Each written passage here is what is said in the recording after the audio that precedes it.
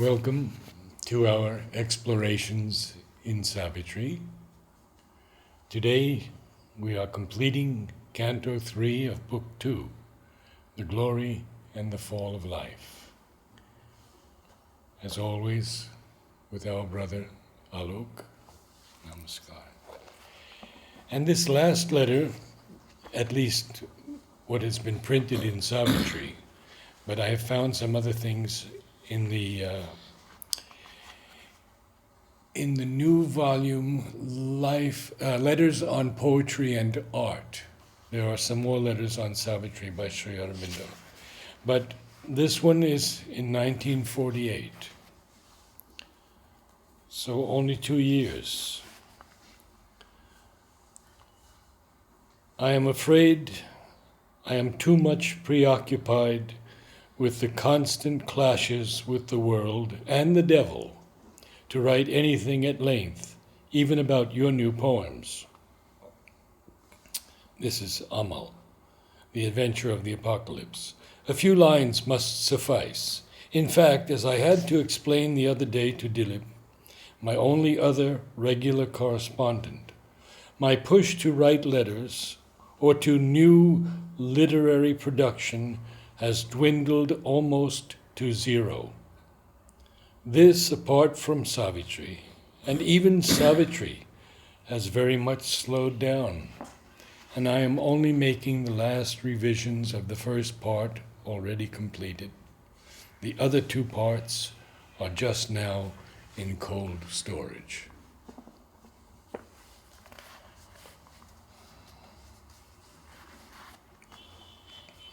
So we see how much he poured down in those last 2 years through Nirodbaran, his scribe, and we'll come to that later. And I think it's important to emphasize, very often when we, draw comparisons, let's say between poets or writers or any field, we draw comparison on the positive side of the work. But there is another side of the work, the negative side of the work, which, as far as I know, very few have even dared to take up.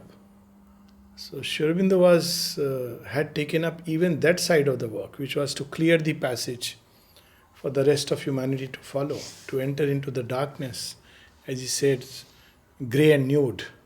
Yes.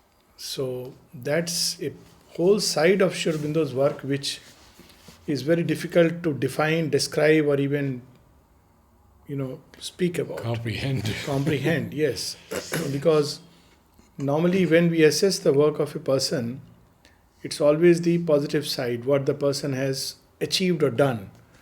But this side, where there is an entire inner battle, siege, combat, and to navigate through that, to clear a whole journey for others to come, is something amazing. And I think that's what we see. We are going to start with almost a direct reference to that. Yes, yes.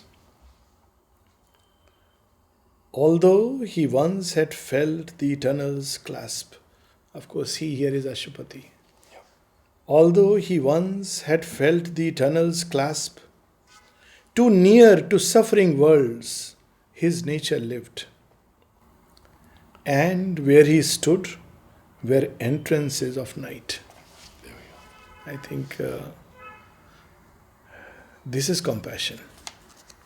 Just to be near us, to suffer us, to endure us. And Mother says, no, on the Samadhi, who have suffered all, endured all. Yes. I think he suffered and endured our humanness. And entrances of night. And that word that we hear again and again, the Holocaust of the Supreme. Yes, Holocaust of the Supreme.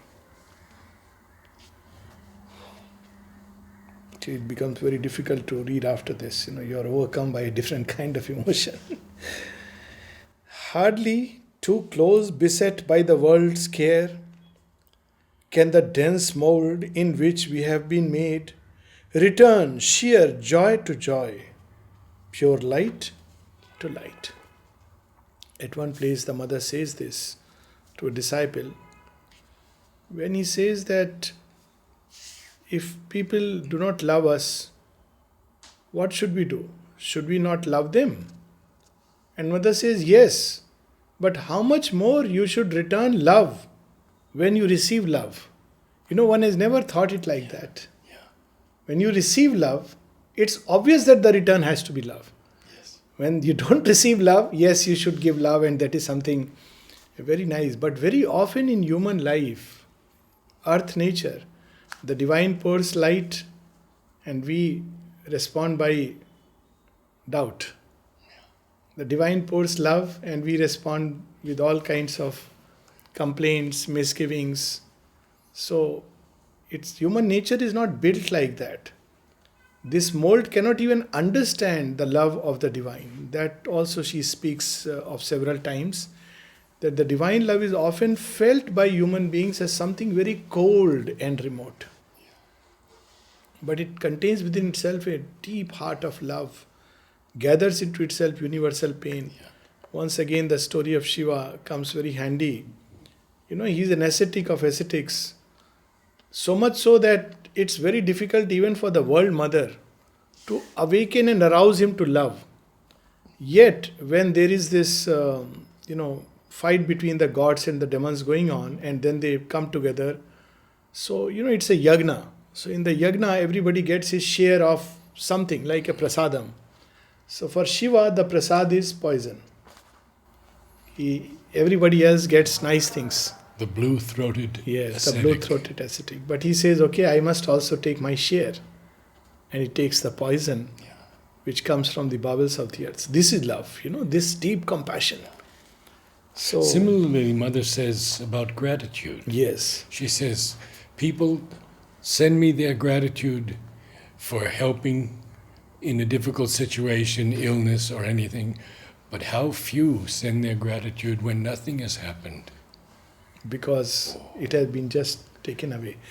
What is worse is that when, because of intervention, things have happened and there is somebody else to whom the gratitude goes.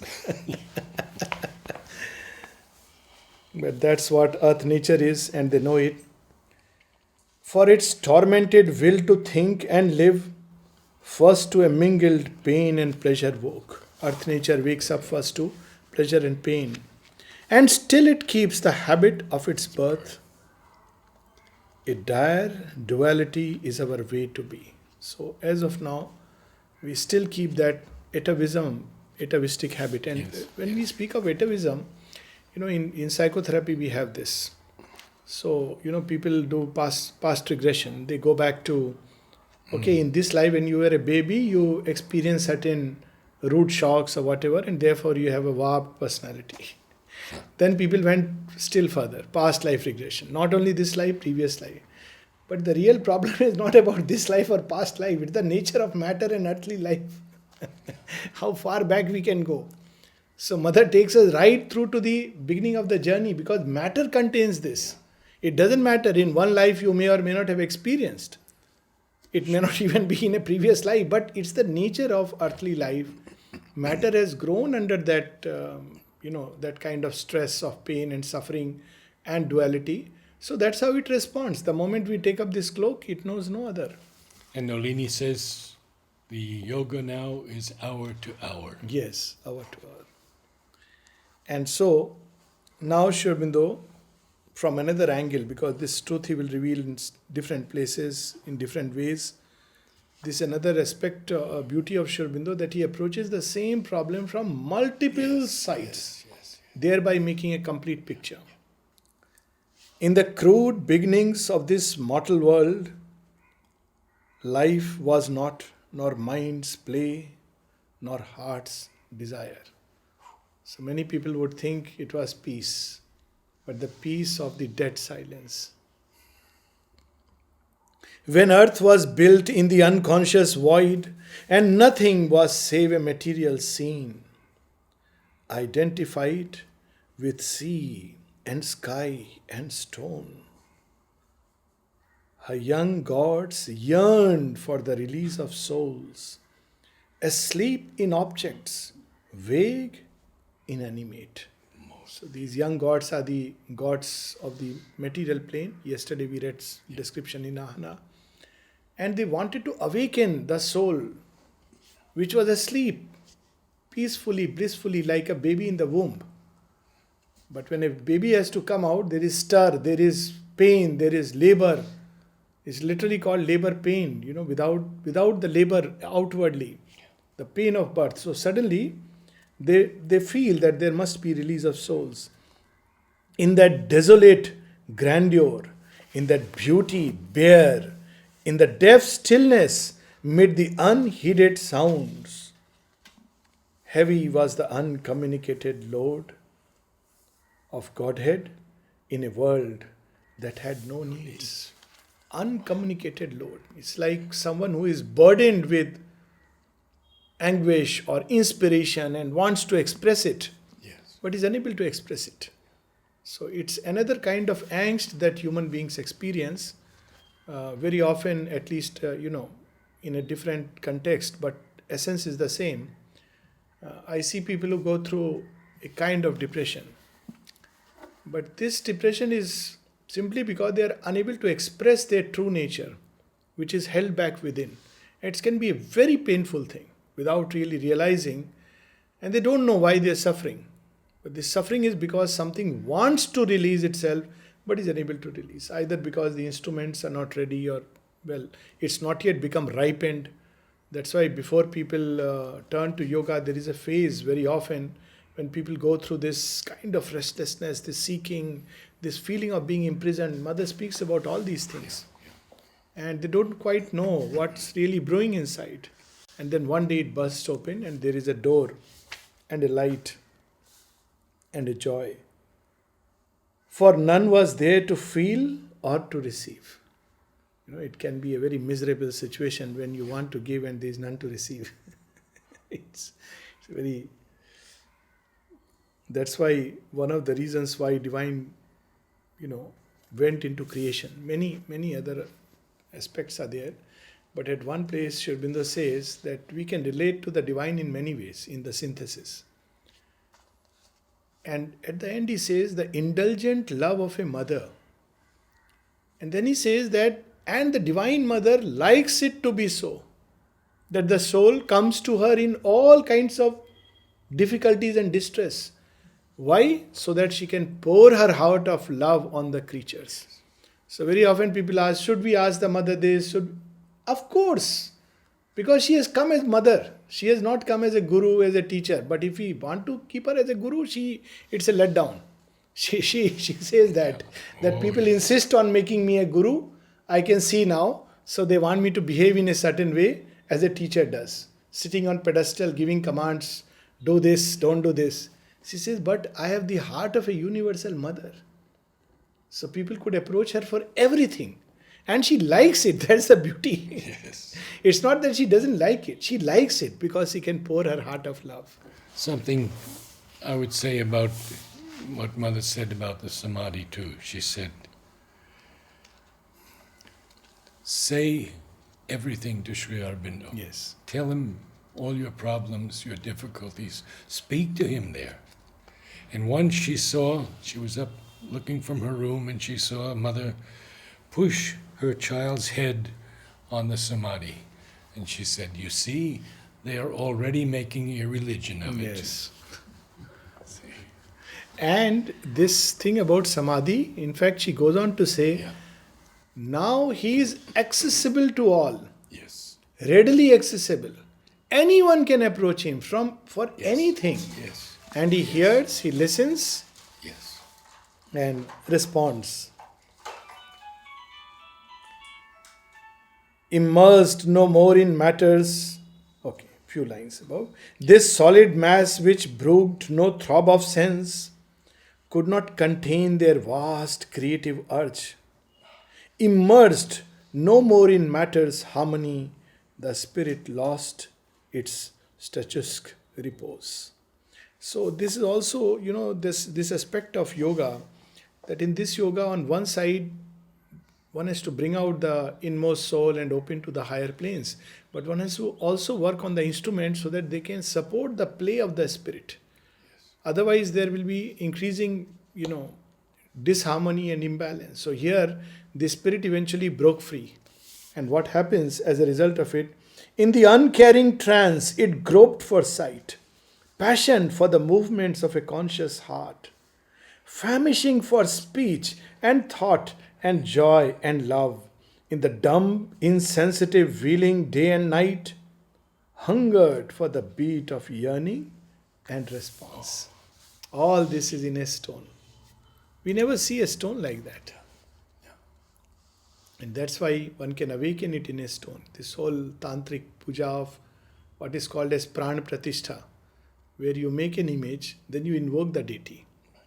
And then for whatever days the deity is invoked, this image becomes, or an idol becomes, a means or a conduit to pour things upon the world. And Sri Aurobindo speaks about it, that there is a truth in it. Yes. He speaks about pran pratishtha, that there is a truth in it, that if you invoke and put it in, even it could be a piece of stone. But of course, they try to make the idol as much close to their own image. And then it can pour, but it's very difficult to keep it for long. That's why after a few days they take it for immersion, which is not a good thing. You feel sad, but this is the basis behind it. That even within the stone, there is the same consciousness, yearning for release. The poised inconscience, shaken with a touch, the intuitive silence trembling with a name, they cried to life to invade the senseless mould, and in brute forms awake divinity. So all these young gods are the elemental gods who have shape matter. The gods of sea, the god of river, the god of forest, and the god of stone, all these mountains. Now they want more. So they call life. And this is where Sri Aurobindo's understanding or revelation about how evolution takes place. That there is something imprisoned which suddenly feels the yearning. And then something from above comes and awakens it. So same thing with the supramental change. That the supramental truth is hidden inside us. And a point comes when it begins to yearn for release. And it takes different forms in human natures. One of them is that one is no more satisfied with the human frame. She speaks of that. Something else. What that else is, we don't know. Yeah. Of course, we may give it a name, an ideal, but very often these are mental images. And it wants it. Then as a result of this yearning and call from below, a corresponding truth from above answers and awakens it. So this process he is describing us with reference to life, that it yearns for life. Yes, once Madhav Pandit came out he used to come out every week to Oroville, to the center, and give a talk. And he said, every leap in the evolution has been preceded by an involution. Absolutely.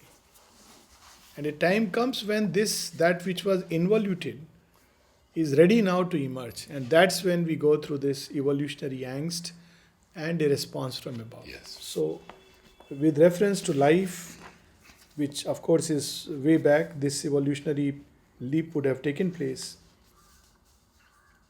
A voice was heard on the mute rolling globe. A murmur moaned in the unlistening void. A being seemed to breathe where once was none. I felt this experience, on the shores of Ganges in Shivakashi. That's, not this Shivakashi, Shiv Ganga. That's near, Haridwar. So when you sit on the shores, they have some stones which contain moss, fresh moss. So looking at that stone covered with moss, I literally had an impression that it is breathing. It has come alive. Actually, that's how life comes. This algae, which is one of the first life forms to form. It suddenly comes alive. It begins to become, have a beauty. It begins to breathe. So it begins to breathe where once was none. Something pent up in dead insentient depths, denied conscious existence, lost to joy, turned as if one asleep since dateless time. This truth is revealed in many stories. a typical story where a princess is sleeping in her fortress for a long, long time, waiting for Prince Charming to come, who will come facing all the dangers and eventually come and wake her up with a kiss, and they will get married to each other. This story is symbolic of the same thing, that even though she is asleep, she is dreaming of this who will come and wake her up. So she is the nature at whatever level it is. And then after thousands of years, that prince will eventually come seeking under various circumstances, and then she will be asleep and the two will get married. So it's, all evolution is like that. Always aware of its own buried reality. What a powerful line this is. Aware of its own buried reality, remembering its forgotten self and right, it yearned to know, to aspire, to enjoy, to live. And there it is. So the first contact with this reality is that we become aware of something inside which yearns for release, its own forgotten self and right. Right. Life heard the call and left her native light. So then the gods of life will come, which Sri Aurobindo will describe us in subsequent cantos. Overflowing from her bright, magnificent plain, on the rigid coil and sprawl of mortal space, here too the gracious, great-winged angel poured her splendor and her swiftness and her bliss. So we see these forms, living forms, which carry within them an inherent joy. Any living thing, you see, it's very interesting to see a new leaf come on a plant. Can fill your heart with joy. Or just seeing the green grass in the morning, it can fill the heart with joy, because it contains that life in its purity which has just rushed down and awakened matter. Of course, you can feel it in pure matter also, looking at river, looking at a mountain, but this is so much more palpable, so much more easy to contact. Or just seeing a flower bloom. This, by the way, mother gives a cure for depression. So I can't say this. People come that look at a flower. But it's so true that if you look at a flower and look at it deep enough, it can cure us of many, that qualities of flower which spontaneously reveal the psychic presence in the vegetal kingdom. Looking at birds which fly or hearing their sounds, all this can fill us with life, hope, joy, will to live, because that's what life is about. And that's such a beautiful line, the next line. Hoping to fill a fair new world with joy. This is the characteristic movement of life. Joy and power, and of course, all else that accompanies it. And this is a beautiful line. As comes a goddess to a mortal's breast. How powerful this line is. It reminds me of this other long poem, Urvashi. So Urvashi is a very symbolic poetry where Pururavas, who is the originator, among the originators of the Kaurava and Pandava clan, then it is no more Kaurava and Pandavas. And he marries Urvasi, who is a nymph from the heavens.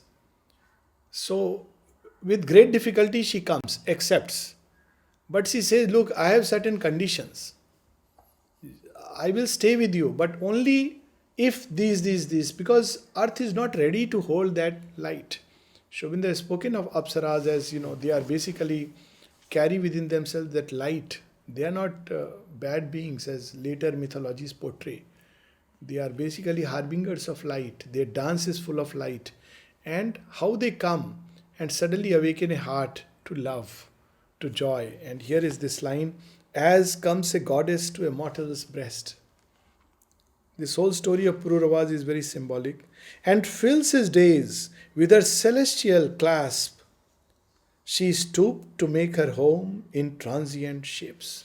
So life comes and picks up the brute heart of a stone and transforms it into a heart of beauty and love, and releases it into the air. It begins to fly. So how beautiful this is. In matter's womb she cast the immortal's fire. So life is also immortal.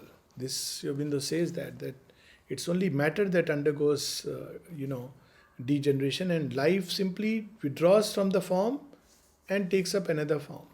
Life is like that. It doesn't die, it is immortal by its very nature.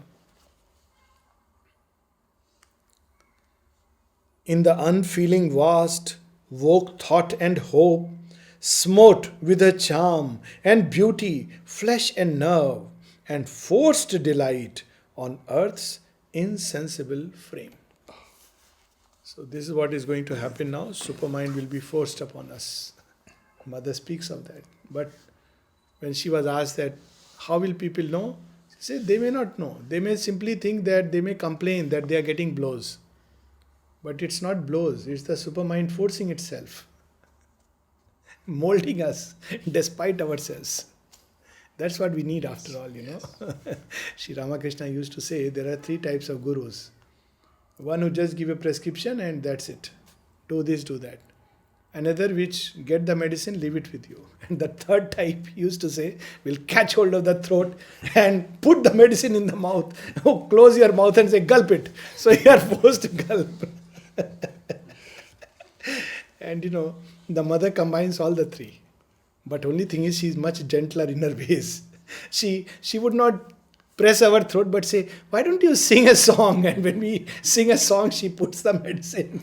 And we don't even know that it has gone in and is having its effect. So, may I read the next 2 lines? Yes, please. Because I love them so much. Yeah. Alive and clad, dressing the earth. Alive and clad with trees and herbs and flowers, earth's great brown body smiled towards the skies. Wow. Why not a few more? Because it just continues. Azure. But while... No. Azure replied. Oh, yeah. Azure replied to azure in the sea's laugh. Is that sky blue color? Yeah. Azure. New sentient creatures filled the unseen depths. Life's glory and sweetness ran in the beauty of beasts. Man dared and thought and met with his soul the world. Life's glory and swiftness ran in the beauty of beasts. Man dared and thought and met with his soul the world. So all this life has done already. And it will do further because its origin is in the supramental plane. That's why Sri Aurobindo speaks of as divine life as the ideal. It will eventually end up divinizing clay. Yeah. But in the meanwhile, something happens. But while the magic breath was on its way, before her gifts could reach our prisoned hearts, a dark, ambiguous presence questioned all. Mother speaks about it. In fact, at one place she says that it is as if some practical joker came and spoiled the play. Evolution was not meant to take this tortuous route. It was meant to be like a blossoming of the flower. So then when the disciple began to ask about metaphysical theories, he said, that's not important why it happened. The point is it has happened and what we can do now. So this is the most practical answer. Yeah. That why it has happened, there could be several things. We can speak of involution, we can speak of 100 things. But the fact is that at this point, this is how it is. And what we can do next, that's what is important. When we have arrived, we shall know. She says that. When we have arrived, we shall know. But at this point, this is the situation. And this ambiguous presence questioned all, of course, is referring to the inconscient, but more so when the inconscient becomes a questioning mind in the mind, which doesn't give a straight response, always twists the movements of truth. So inconscient in its origin is not so bad. She speaks about that. It's plastic, still it can change. But in the mind it becomes very rigid, like stone with edges. It's very difficult because it's already become crystallized in the mind. It questions everything. So that's dark, ambiguous presence. questioned all. So that's why, children up till 5 will receive all the nice stories that Hanuman can fly. But when they are 13, 14, even 10, how can it be possible? So that's where, it comes. And it has its purpose, that of course we know, but it spoils everything. The secret will that robes itself with night. So there is a purpose. That's why Shubinda is used W with a will with a capital W. Mm-hmm. The secret Yes. will has Yes. chosen to robe itself in night, to make the perfection yet more perfect, to make sure that nothing is left out at the end when things are done. So there is always a spoil sport, somebody who is there to criticize, Yes. and he's a good guy actually who is playing the role of a bad guy. The good guy is that his role is to not to see what is good happening in you, but to point out precisely that which is not right. And this guy is doing his own role. So the secret will robes itself as night with night and offers to spirit the ordeal of the flesh. This is what the mother takes up upon herself. She says all the time, all the suggestions keep coming, that old spirituality. That all this is very fine. You can have as many experiences you want in the higher realms. But here, in matter, in the body, it is still the same. This was the challenge. And it won't change. It won't change. And people, keep on again and again. Spirituality means meditation. In, I think, 67, 68, maybe a little later, when architect of Auroville, so he, what was his name? Roger. So he asked the mother about, he wanted to know all about it, and says, I am getting interested in spirituality, so tell me about meditation and all. And Satprem would say that it's not like this. And then he recounts this to mother, that I told him, no, all that is gone, that is old spirituality. Now you have to open with trust.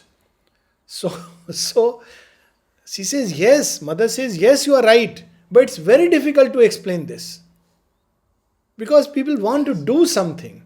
I want to meditate, tell me a way, somebody who should initiate, and, people ask this question, how do I begin? Give me a technique. Give me a technique. And she says it's none of that, because all this will lead to inner experiences. That is all right. They will enrich the consciousness. But that is not what we want. And this is the difficult part. Offered to the spirit the ordeal of the flesh. Spirit is immortal, but tied to flesh, which is born, grows, decays, and dies. Spirit is ageless. Spirit is free from diseases. But the body with which it is identified is subject to all these things. Spirit is always in a state of delight, but the body experiences pleasure and pain. So the ordeal of the flesh it has to take upon itself. This is the cross, in Bible that we all have to bear. The mystic cross. Imposed a mystic mask of death and pain.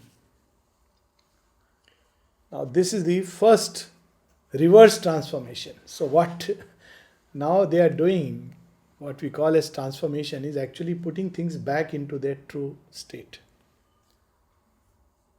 In turn now in the slow and suffering years, sojourns the winged and wonderful wayfarer, and can no more recall her happier state, but must obey the inert inconscience law. Insensible foundation of a world in which blind limits are on beauty laid, and sorrow and joy as struggling comrades live. Just what you said. Yep. And this evil spell, this also comes in many stories, casting an evil spell. There are two stories which come to my mind. One is Ahilya, a great yogini, and she is given a curse and she becomes a stone. So it's like falling into a stone-like state. It's not like literally becoming physically a stone. To be redeemed by grace, she is yearning now once again. Another in Greek mythology, when Odysseus is returning. Yes. So, this Circe. who would offer you nice things, goodies to eat, meat and wine and song. And then she had a magic wand, she would put it around and you will turn into swines. Of course, it's a symbolic thing. So Odysseus has heard about the song And he says, okay, he goes. And one of them has managed to escape because he didn't take the wine and suspected something. So Odysseus understands now the whole story. So he takes the wine, he eats the meat, but the moment she lifts the magic wand, he pulls his sword and says, you stop this. So it's very interesting story that he eats the meat, drinks the wine, but does not undergo the evil spell. So this transmutation or the reverse transmutation, that's what inconscient does. And this is what is fall in yoga because of the action of the inconscient and the resistance of the inconscient. A person who is full of faith suddenly can become full of doubts. A person who had so much love for the divine begins to be full of complaint and grudging, and all this can happen. It's known in yoga because the inconscient suddenly has an upper hand. Of course, these are all temporary movements, but best avoided. So here, a dim and dreadful muteness fell on her. Abolished was her subtle mighty spirit, and slain her boon of child god happiness, and all her glory into littleness turned, and all her sweetness into a maimed desire. It has to recover it through remembrance, through this also very interesting. I am reminded of another story, so many stories from different angles. So there is the story of Hanuman in Indian mythology. So he actually represents the power of life in its fullest. He is the child of wind god. And in his childhood itself, he is endowed with tremendous energy and capacities. So much so that he overshoots the frame and begins to upset the world order because of this tremendous impetus that he brings. Somebody flying to eat the moon. So Indra hits him and, he falls to the ground and he actually dies, but he's revived by Shiva. But the story goes that since Indra's thunderbolt struck his this part, chin, that's how he's called Hanuman. This is the Hanu. So, it struck, so it's Hanuman. But he forgets all about his strength. So he lives like an ordinary monkey running from here to there. He doesn't know that he is so strong. So how to revive this strength again? Because we are all under this kind of spell that we are incapable, we are useless. So in the story, there is a great clue. When the time comes for the great leap across the ocean to search for Sita, Hanuman is sitting like an ordinary monkey. And Jamban says, Hanuman, you can do it. He says, no, you are telling me I am an ordinary monkey. I have come here somehow. But you expect me to take this leap? Of course you can take it. I can't take it. He says, for the sake of Lord Rama, you can take it. By the will of Rama, you can take it. By the grace of Rama, you can take it. And then he suddenly is reminded who he is. And he takes the leap and comes back. So this through stories that, life has undergone such a change that it has become so little, tied around little things, pettinesses. But when it is at the service of the divine, Mother has said that this is one of the ways to transform. When it puts itself at the service of the divine, automatically it undergoes that change and remembers and is capable of doing things which ordinarily it could not. Yes. So, that's what, and all her sweetness into a maimed desire, and what has become here to feed death with her works is here life's too. Every moment we are living and every moment we are also feeding death. This is the unfortunate part. So veiled was her immortality that she seemed inflicting consciousness on unconscious things. This is how we respond to divine touch. No, don't wake us up. We are very fine in our little comfort zones. We have a system of theory, psychoanalysis, materialism, positivism, this world, that. What is this new thing Sri Aurobindo brings? It's like painful. Because the moment we are aware, we have to make an effort. We don't want that. We want to live in a comfort zones. And stone lives in a comfort zone. But when life comes, it prods it to fly, to run, to breathe, to do effort. And therefore it looks like infliction. Look at the word. Inflicting consciousness on unconscious things.